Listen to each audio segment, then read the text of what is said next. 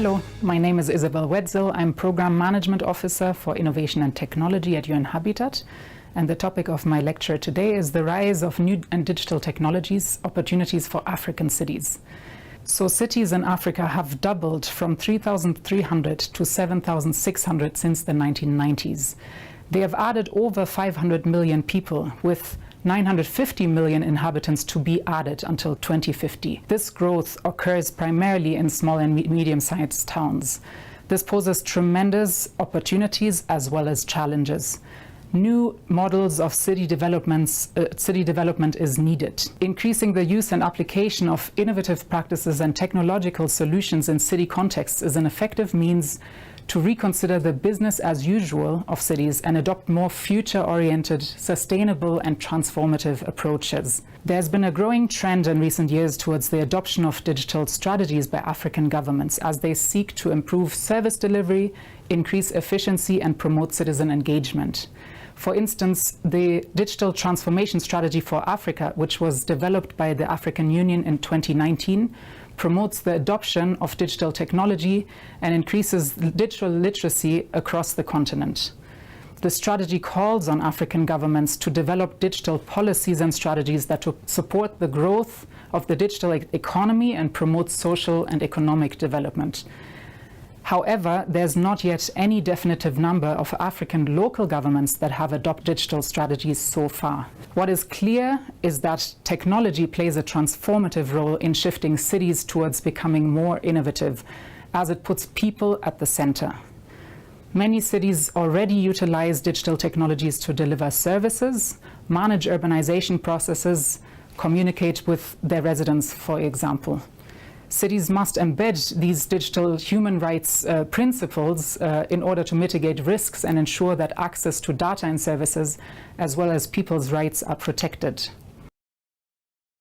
One example of technology adoption and mobile penetration is that of Uganda. Uganda's technology and innovation sector is growing rapidly. So many public sector entities are working together with innovators to scale and adopt new technological solutions that can address urban challenges.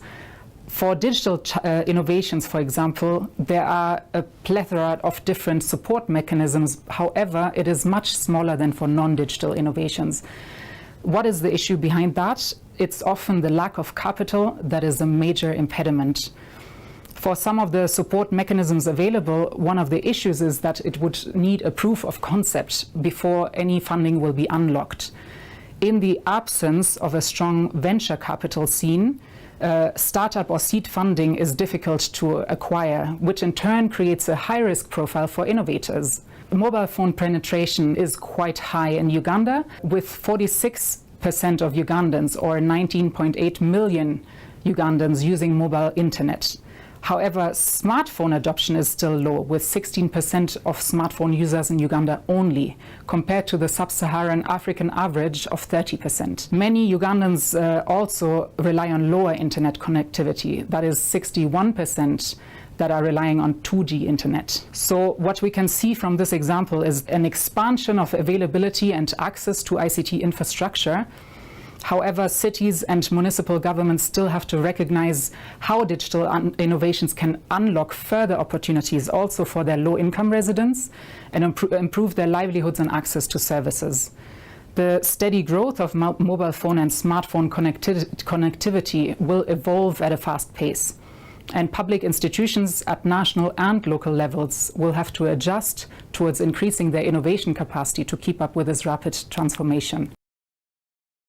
One other example of digital public platforms is that of the Gambia. The national government has presented a new roadmap on broadband strategic plan and an e-government strategic plan. However, an analysis that was conducted by the African Development Bank has shown that what the government needs is a coordinated, holistic and ecosystem-based approach, as each of the foundational pillars of a digital economy plays an important role in its own right, but also depends on and reinforces others.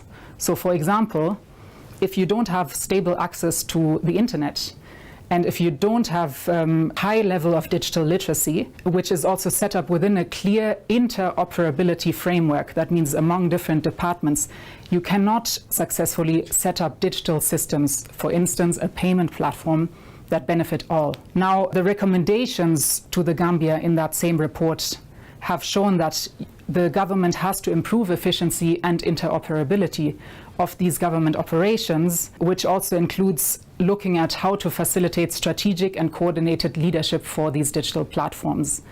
In the long run, the government also has to increase citizen and government interaction and civic participation to enhance transparency and accountability of these public services. Another long-term recommendation is the government of the Gambia has to strengthen the capacity of public institutions for evidence-based policy making, leveraging the use of big data. Now coming to the next topic of big data, artificial intelligence and machine learning. Big data solutions have the potential to improve the efficiency and effectiveness of African local governments, their service delivery, as well as promote transparency and citizen engagement. However, there are still some challenges to overcome, such as the limited access to digital infrastructure and the need for capacity building and training for government officials. There are a couple of cities that have already adopted big data approaches that I would like to highlight here. For instance, Cape Town. The city has implemented a data-driven approach to managing its water resources, which involves collecting data from various sources, such as weather stations, dams, and rainfall sensors. This data is used to inform decisions on water allocation, conservation, and infrastructure development. Nairobi has developed a platform called Nairobi Planning Data Portal that provides access to a wide range of data on issues such as land use, demographics, and infrastructure. The platform is designed to help urban planners, researchers, and policymakers make data-driven decisions. Kigali has implemented another data-driven approach to managing its waste collection services. The city uses GPS-enabled trucks to collect data on the location and frequency of waste collection, which is analyzed to optimize collection routes and improve service delivery. Accra has implemented a GIS system that integrates data on issues such as land use, infrastructure, and population density. The GIS is used to inform decisions on urban planning, service delivery, and disaster response. Dar es Salaam has, for instance, implemented a data-driven approach to manage its public transport system, which involves collecting data on passenger volumes, travel patterns, and route efficiency.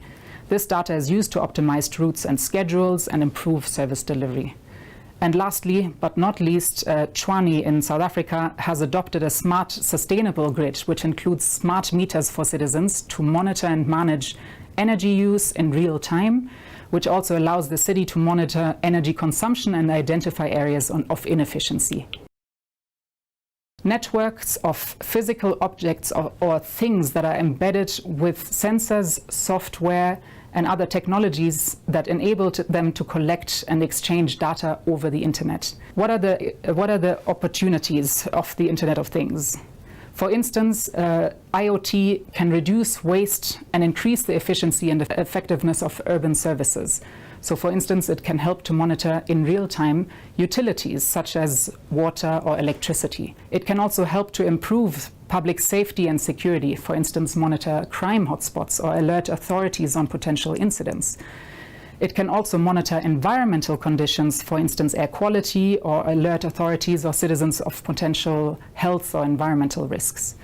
And it could also promote citizen engagement and participation in urban governance. So, for instance, gather data on citizen preferences and needs and inform the design of urban policies and services, or communicate between government and residents. What are some of the cons? So IoT has still issues around data privacy and security that have to be addressed.